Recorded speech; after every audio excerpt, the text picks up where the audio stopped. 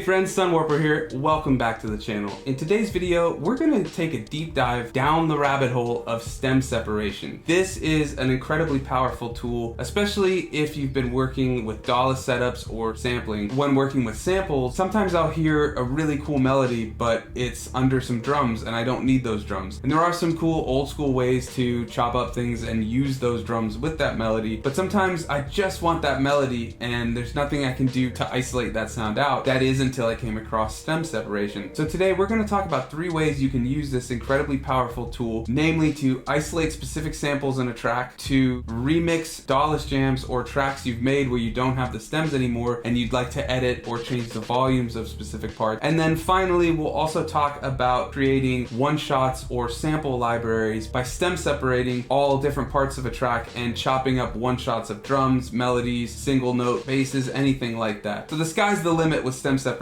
but today I'll show you a few ways to get started with it.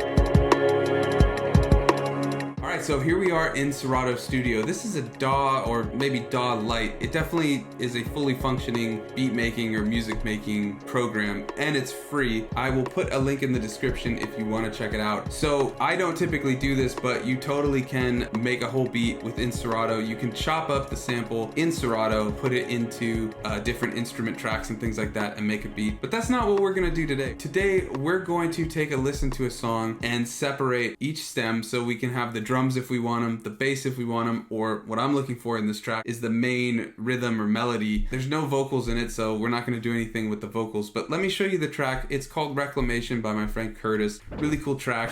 I'll put a link if you want to check it out in the description. So this is the song. I really love those strings and guitars. Drums sound great too, but that's not what I'm looking for. So I'm just gonna take them out. And let's just rewind it a little bit. And if we wanted to, we could EQ it a bit, take out the low. Sometimes a little bass carries over into this section. Put it back. We can also filter it. So you'll also notice up at the top, it sets what it thinks is the key and the BPM, and it's synced here. But if we unsync it, let's set it to 145 and see what we get.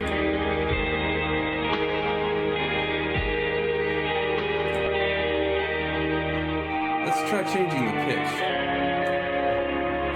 So what I would do is I would repitch it here, and then I don't believe there's a way to just extract the stems unless you get the paid version, I think. But from here, what I do is I just play the audio through and run it into my SP, and then I chop it up. So from here, the song's already incredible sounding, but dropping the pitch a little bit and slowing it down about 10 BPM really brings out this ethereal, gorgeous quality to it. And so I would just run this, maybe take out some lows, bring the filter back up a little.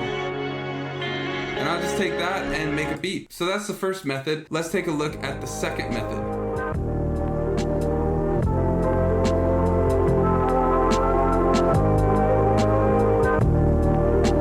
Alright, so we're still in Serato Studio for the second method. We'll be moving to Koala next, but this is the method that actually got me into stem separation and taking this deep dive down the rabbit hole. And what it is separating stems to remix a track, and not remix in the sense of like making a new version of a track, but to actually remix a dawless jam that I didn't like the mix of. So if you want to check out the song, it's up on YouTube. It's popping up right now, probably right over my face. It's called Soundtrack for a Rainy Day, and I made it on the SP with a Volca FM, and I love the track, but there was an issue where the drums didn't really have as much punch as I wanted them to have. Unfortunately, it was an improvised jam with the Volca FM, and I didn't want to try to replicate that improvisation because it's never the same. I wasn't presented with many options, but what I could do was separate the stereo 2 track using stem separation, and so that's what I did. Here we've got the track. I'll just play a little bit of it. And you can hear the kick is alright. I mean, it's fine, but I wanted it to have more oomph, but I didn't want to raise the bass because the bass was already really fat in the mix. So I just separated the drums. And yes, there is some artifacting, but once you put all the stems back together, you don't really notice it. So what I was able to do was isolate each of these stems. I had the drums, I had the bass, and then I had this melody,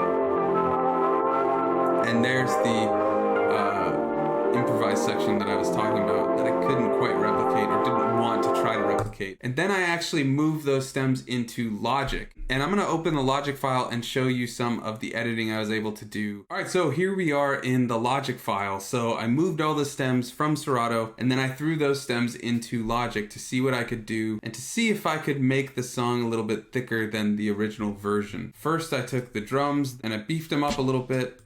I added some compressor, and then I added some EQ. And with the EQ, you can see I just took a little bit of a nudge up around 100, and then just took out a little mud because I wanted the bass to sit better.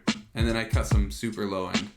Then with the bass, I was able to do some sidechain so it could sit a little bit better. So with the bass and drums sitting better together, I turned my attention to the main meat and potatoes, I don't know what you want to call it, the melody, the rhythm. It's all bundled in one. I wanted to have a little more to the chords. So I also took this first part that I had chopped up and made a whole just loop of that part playing throughout as the song goes. And then I just took the volume of this duplicate version down a bit, and then I took an envelope and just cut all the transient out of this duplicate version. So it's really just to kind of beef it up a little bit. I did a lot of EQ, and I also sidechained this to the kick. So let me take out the main part and just put the kick. And when the kick comes in, it's even more of a transient reduction because now whenever the drums are hitting, it's got a huge swell from the side chain. And then that's it with the bass. And then let's add the main part that's not the chop or the loop. So now the drums are a bit fatter, the bass is side chain, so it sits better with the kick. The chords have some side chaining on one version of it, but then the melody doesn't get into side chaining, so it sits right at the front. So yeah, that's the beauty of this method, is that if you record a jam or an improv and you really like how it sounds, but you want to remix where everything stacks in terms of what's the loudest, what's low in the mix, what's up high, what's prominent, this method works great for that. There are obviously limitations. Serato and most of these will only split stems of 4. Not necessarily a problem, and then you can kind of get into some EQ territory, but this is a great method if you're looking to just kind of tweak jams that otherwise you couldn't, or you'd have to just up everything in a frequency range rather than just the chords or something like that. So I hope you check it out, but let's move over to Koala and I'll show you both another stem separator, Koala Sampler, and also a really cool way to make some new drum sounds if you're looking for them.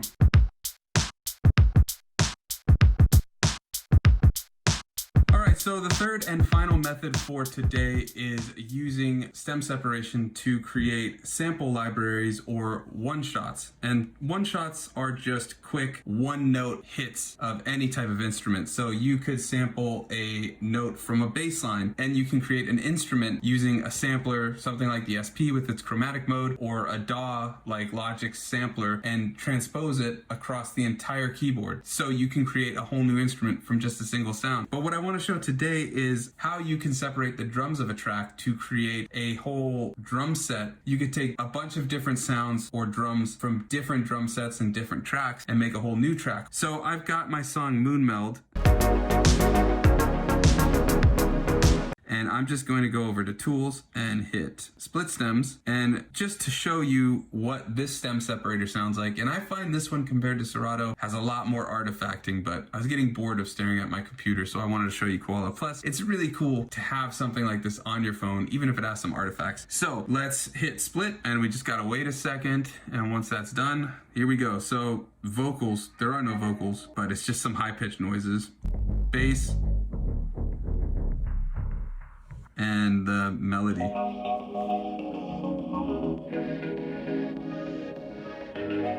So you can already hear there's some pretty deep artifacting, but let's check out the drums.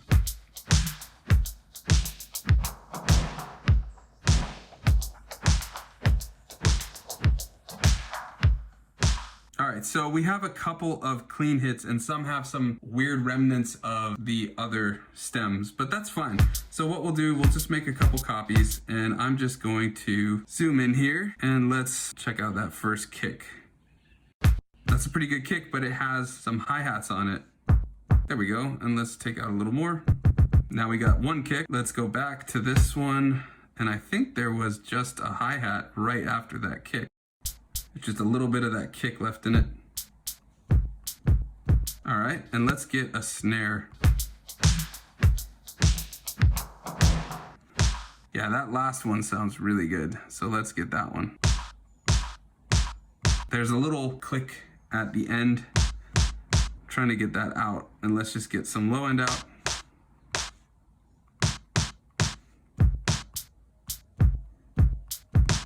All right, and then let's make a different kick.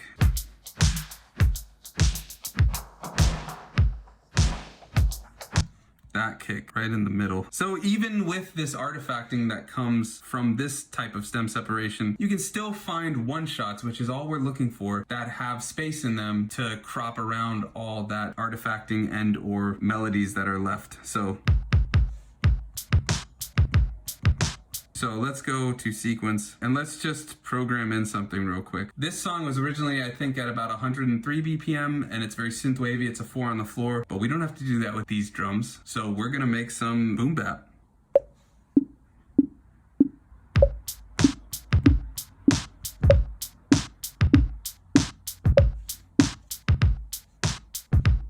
Let's fix that a little bit.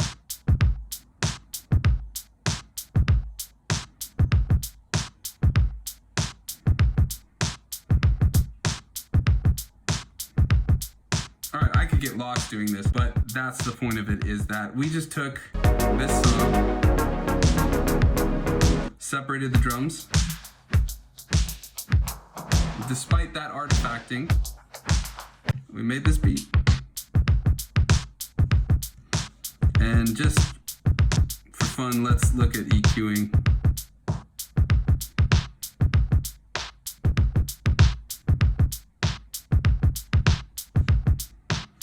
Pitch it a little bit.